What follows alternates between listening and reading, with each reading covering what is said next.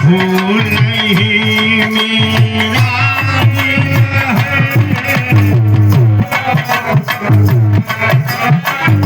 Hello ये आपके का ये वाला नहीं बाजत बा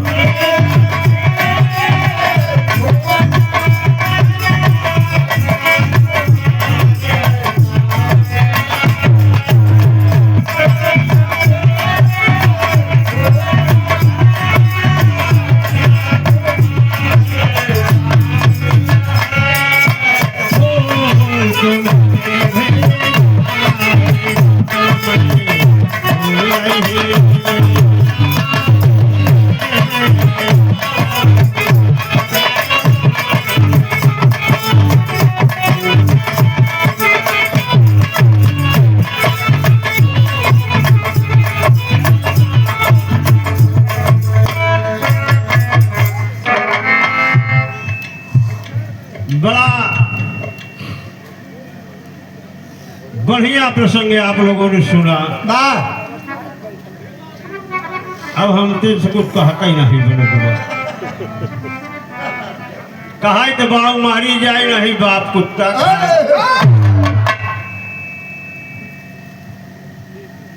अब वही हाल में कि साप छुछुंदर कर गए उगिलत लीलत लाज। खैर कोई बात नहीं, आज जितना छूट बोल जाती शुरू के अंदर 4-6 औरतें बैठी चली चल रही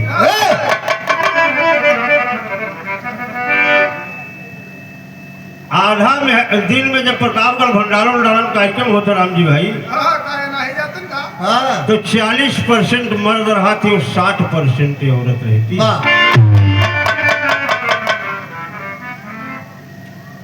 अब बेल को उत्पत्ति दिखाई दी आस्तन से तो भव ही रहा लेकिन कि करे भय रहा चला ठीक बा लग यह बजाय कि पीछे जीत जातू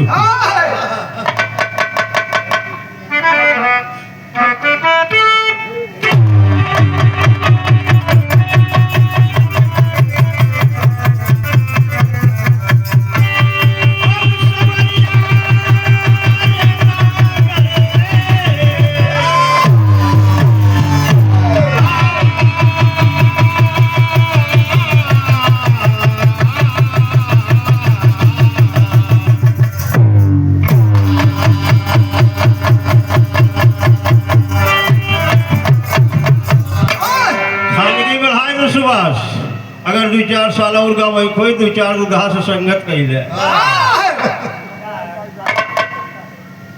जैसे भगवान दूधा से मेरे कही यार गनुआ तो जितना दूध पिए खुद पी ले आराम ही भैया के डेयरी पहुंचे तो कहीं जितना खोआ खाए गो हम कहीं भाई पेट पहले बचा रहा ए भैया 101 दिखाए थे ना चलाओ भाई चलाओ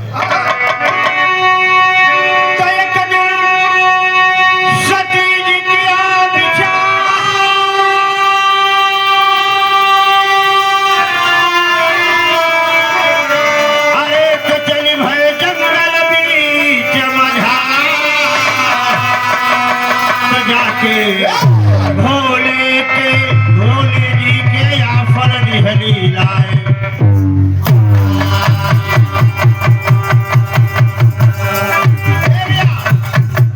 सती जी का 7 जन्म बताया गया। एक बार सती जी का महाराजा हिमांचल के यहाँ नारायण भगवान का आगमन हुआ। सती जी का जन्म हो चुका है और नारद महाराजा हिमांचल जब नारद को देखा, कहा आओ आओ देवर्षि आओ। गए, कहा बाबा ने हमारी बिटिया के भाग्य देख ले। कहा कि तुम्हारे बेटे का भाग्य तो बहुत बढ़िया है, लेकिन तपस्या कठिन करनी पड़ेगी। गजल का बोल मास्टर साहब।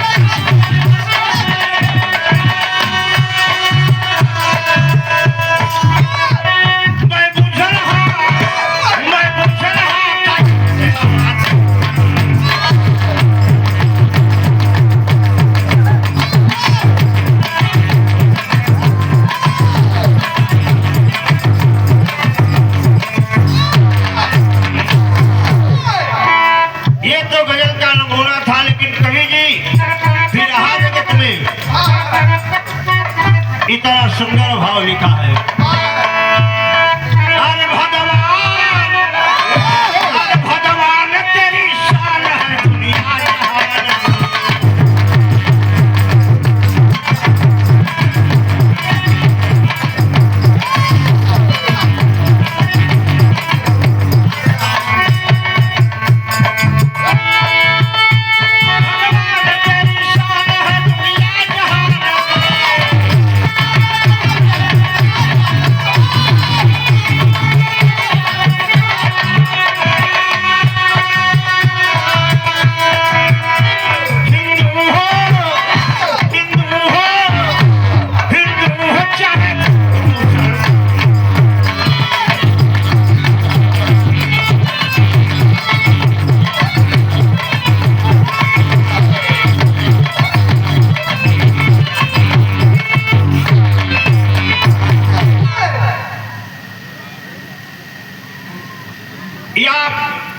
बड़े भाई धारा सिंह यादव जी दुर्गापुर के पास नजर को बोलो मास्टर साहब।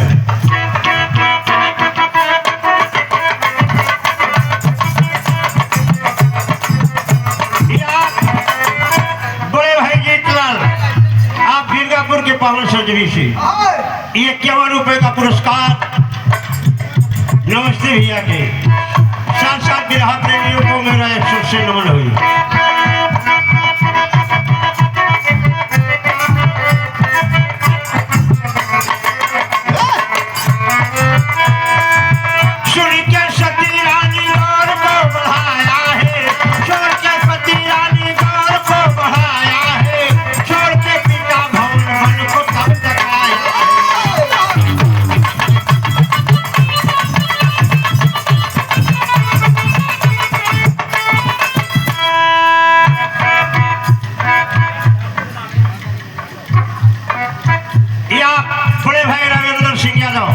रैया के पावन सर्जरी से ये 51 रुपए का पुरस्कार नमस्ते भैया के ऑपरेटर महोदय।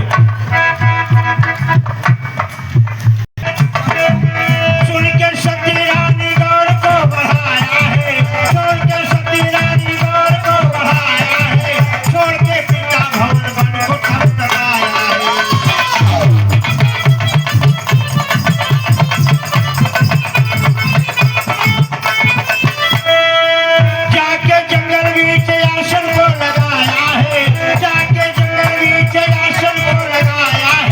भोले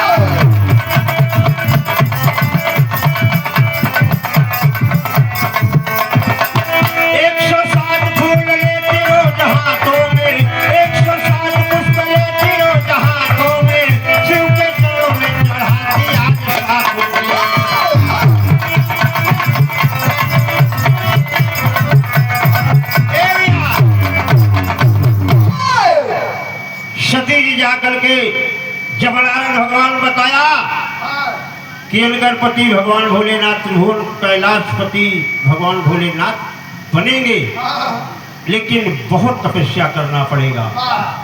ए भैया, सती जी जाकर के जंगल में आसन को लगा दिया, और जब आसन को लगा दिया तो रोज भोलेनाथ की तपस्या करती और 107 फूल रोज भोलेनाथ के चरणों में समर्पित किया करती थी। बिरहा जगत के ड्योढ़ी में मास्टर साहब,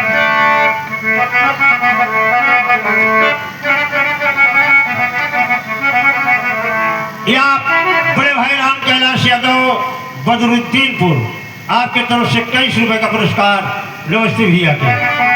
रजत ऐसा ही रहा।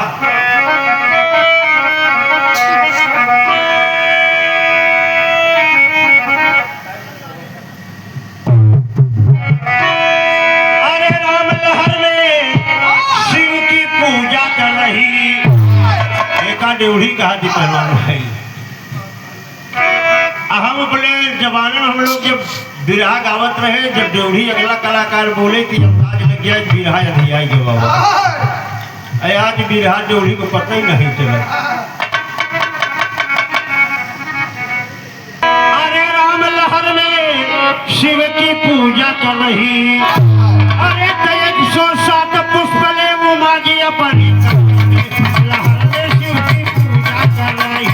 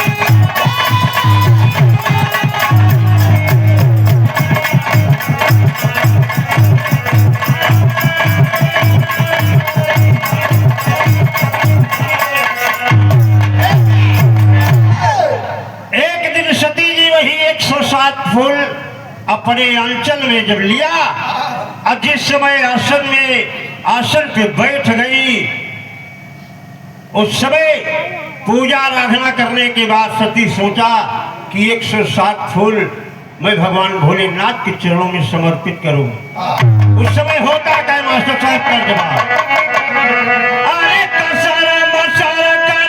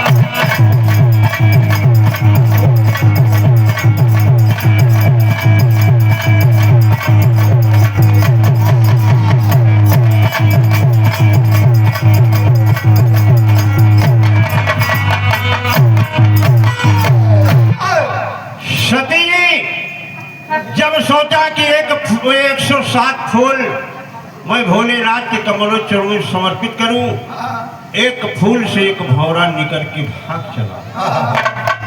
सती जी आसन पे बैठी है, सोचने लगी कि अगर मैं आसन से उठ करके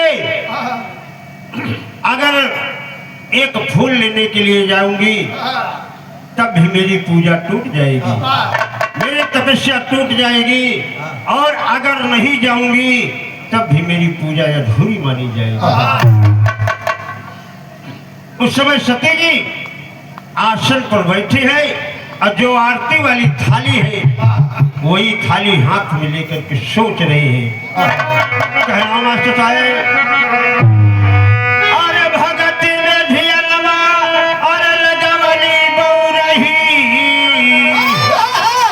अरे कया पर काटिया फथनवा चढ़वली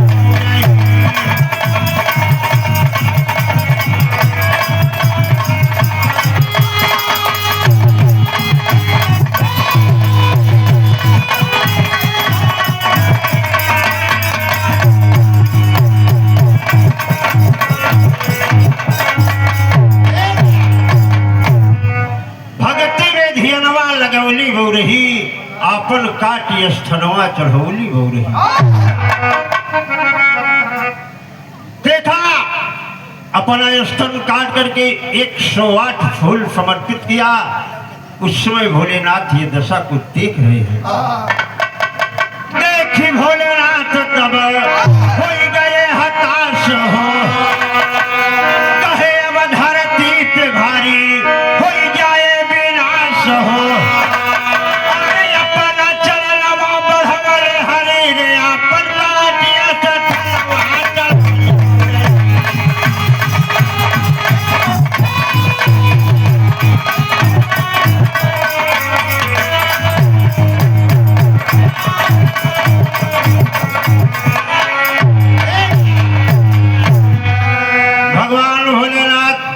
नंगे पैर दौड़ करके आए, कहा सती उठो, सती उठो। कहा आप कौन? कहा मैं वही त्रिभुवन कैलाशपति भगवान भोलेनाथ हूँ। कहा मेरी तमन्ना पूरी होगी कि नहीं? कहा पूरी होगी, मैं तुझे वरण करूंगा और महाराजा हिमांचल के यहाँ आकर के मैं स्वयं आप मागन करूंगा। लेकिन वो जो स्तन कटा है वो क्या होगा? कहा सती इस बात को मान लो, और कलयुग में ही है स्थल दिलवा कहीं है, और हमारा पुजारी जवान ध्यान लगाई है।